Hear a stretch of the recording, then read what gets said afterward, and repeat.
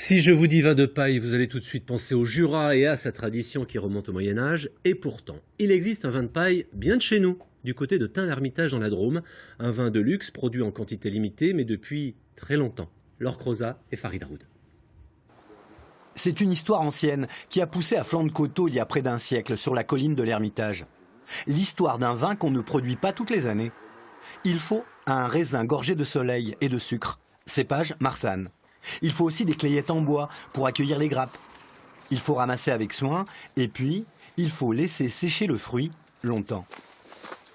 Autrefois, on plaçait le raisin sur de la paille pour laisser l'eau s'évaporer, d'où le nom vin de paille. Réforme sanitaire oblige, il sèche désormais dans des clayettes.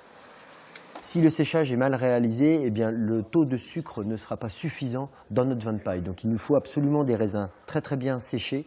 On va les laisser là donc 45 jours et il faut que les raisins sèchent sans pourriture. Donc oui, c'est la phase primordiale de base pour réaliser un bon vin de paille.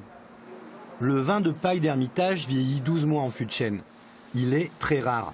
Dans le chai de la cave de Tain, il n'y en a que 6 petits tonneaux. 400 litres par an, presque anecdotique. On le vend cher, plus de 100 € la demi-bouteille. En fait, c'est surtout un petit cadeau pour les gros clients. C'est aussi un hommage rendu au savoir-faire du passé.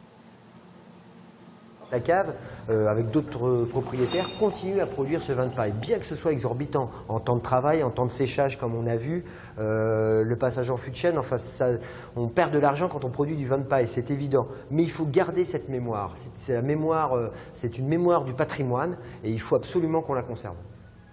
Le vin de paille est connu pour pousser sur la terre du Jura. Celui de l'Hermitage, moins célèbre, apparaît pourtant dans le décret de l'appellation dès 1937, soit avant son homologue jurassien. On dit qu'on a eu la recette avant eux, ce qui est complètement faux, je pense, et on pense qu'il y a un jurassien qui s'est perdu et qui a montré la méthode de comment faire du vin de paille. Ça a plu et donc voilà, ça a toujours fait partie de notre histoire, le vin de paille, sur Hermitage. Le vin de paille peut se garder 40 ans, mais son histoire se raconte depuis bien plus longtemps, comme une légende qui se transmet.